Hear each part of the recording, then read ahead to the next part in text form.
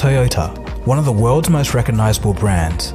They're known to be affordable and reliable. In fact, I had a friend that didn't put any engine oil in his old Corolla for years. He just said he forgot, and the car still ran fine. And then there was that time that the original Top Gear crew tried to destroy a Toyota Hilux. They ran it into a tree, drowned it, dropped a caravan on it, hit it with a wrecking ball, burnt it, lifted it onto the top of a building which then got demolished, and it was still running after all of this.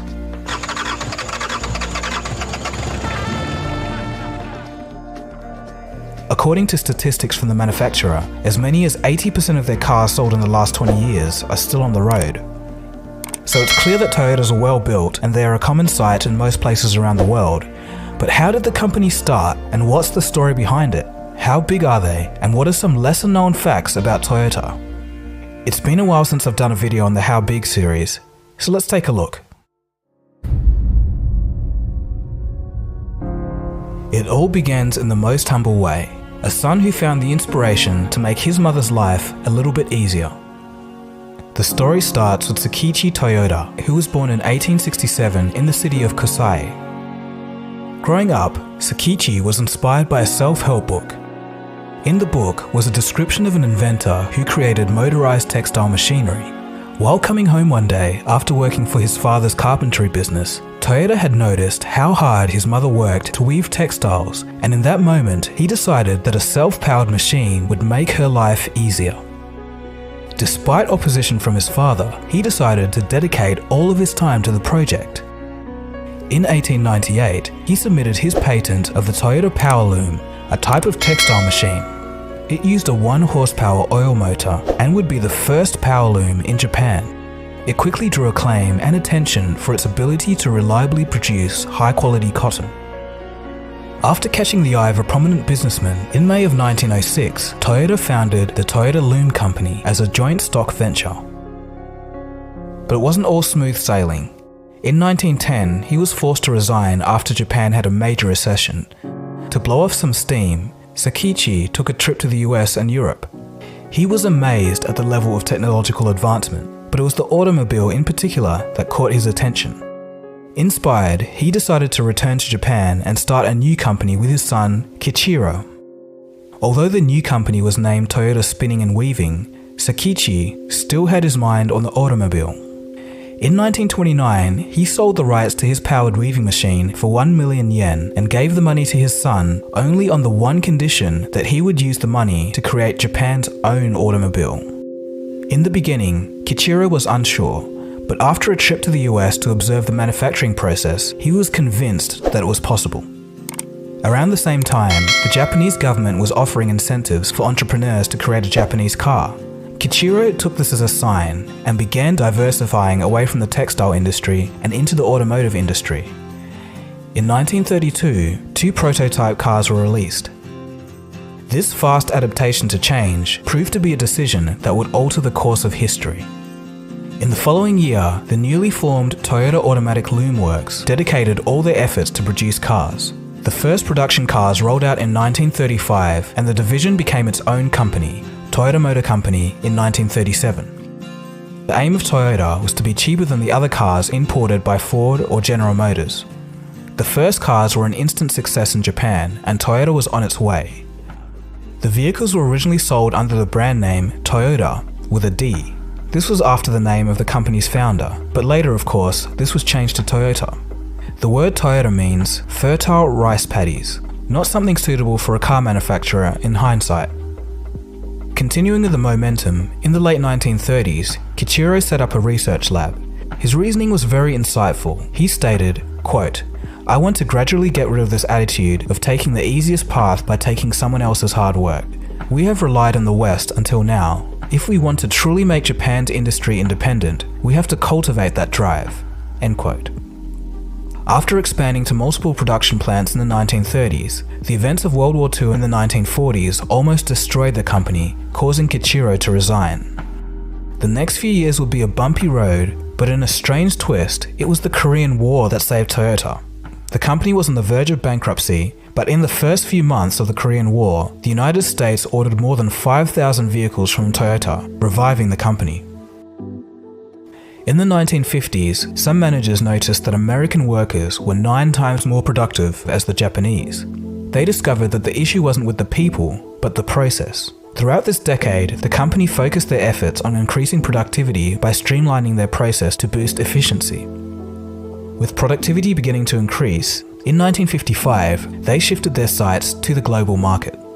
Upon a visit to the US, the world's biggest market at the time, a Toyota executive noted that there were many small European cars alongside the larger US ones. He saw a problem. They were too expensive. As a reaction to this, Toyota built an affordable car and pushed it into the US market. It was called the Toyota Crown. The company's excitement was at a fever pitch. This was going to be their big break. As it turns out, it was a complete disaster. Only 300 cars were sold. The main reason was that they had misunderstood American roads. For Japanese roads, the Crown was fine, but when it was put on the US highways, it would overheat, lose power, and drink way too much fuel. Toyota had to go back to the drawing board. The result was Toyota's Total Quality Control, a complete process that included everything from the staff's level of enjoyment to a drive for constant improvement. After this, they exported globally. The export strategy was something called Genchi Bunbutsu. It means go to the source and get the facts to make the right decision. After much research of external markets, their cars began to succeed overseas. 1966 would see the release of the Toyota Corolla, one of the most popular cars of all time. Hey, what's a Corolla? A new car! A new low-priced economy car. From Toyota! Corolla, the new one from Toyota. Check the shape. The oil crisis of the 1970s would further propel the need for smaller cars that were more efficient on fuel. We were selling cars like crazy. The next day, disaster. The oil embargo came along and couldn't sell big cars at all. As a matter of fact, people that had bought big cars were bringing them back and leaving them on the lot. So here, I don't want it. I won't be able to buy gas for it. But when the American manufacturers decided to go towards smaller cars, cost-cutting meant that their quality just couldn't match that of Toyota. From this time on, Toyota was unstoppable, with hits like the Camry in 1982 and the acclaimed Supra and MR2, and of course, the Prius. In 1989, the company would move upmarket with their sub-brand Lexus. Over the decades, the lineup continued to grow. Now there's almost 100 different models of Toyota cars globally. Today, Toyota is one of the most recognizable brands. Their cars are everywhere you look on the road. So how big are they? In 2015, Toyota was the #1 car manufacturer, but since then, they've lost the top spot to VW. Toyota's production topped out at 10.2 million cars last year, slightly less than VW's 10.3 million. Coming in at third was General Motors with 9.8 million cars produced. So a three-way battle between Germany, Japan, and the United States. How about that? Last year, Toyota made $248 billion in revenue and $20.3 billion in profit. They have a total of $419 billion worth of assets. For comparison, Volkswagen made $123 billion in revenue last year and $2.2 billion in profit. General Motors, $166 billion in revenue and $9 billion in profit.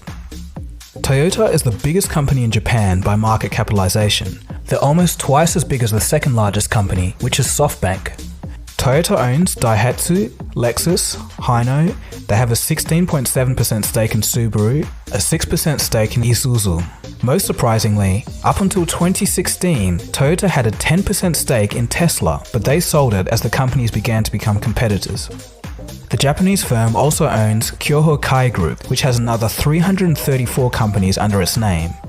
They also own Red Entertainment, which is a video game developer. In addition to cars, Toyota is part owner of Mitsubishi Aircraft Corp, which will be creating a regional jet within the next year. The company has manufacturing plants in 27 countries, including Russia, Turkey, Poland, Brazil, France, Canada, the UK, and the US. They have 349,000 employees. Toyota is the 9th largest company on Earth in terms of revenue. They also take part in philanthropic efforts in education, conservation, safety, and disaster relief. For example, the Toyota USA Foundation supports education in science, technology, engineering and mathematics. The Food Bank of New York City uses Toyota to improve their processes and operations. Toyota has also been making humanoid robots as early as 2004. The company also has banking, financing and leasing branches. Okay, so we're almost at the end of the video, but before we finish things off, let's take a look at 6 surprising facts about Toyota. Number 6. From 1966, Toyota has been manufacturing and selling a Corolla every 37 seconds on average. But if that's not enough, now they're selling one every 15 seconds. At 44 million sales, if you lined up all the Corollas sold back to back, it would make a line around the Earth 5 times. These Corollas have collectively driven 50 round trips between the Earth and Sun. The Corolla has been the best-selling nameplate since 1997. Number 5.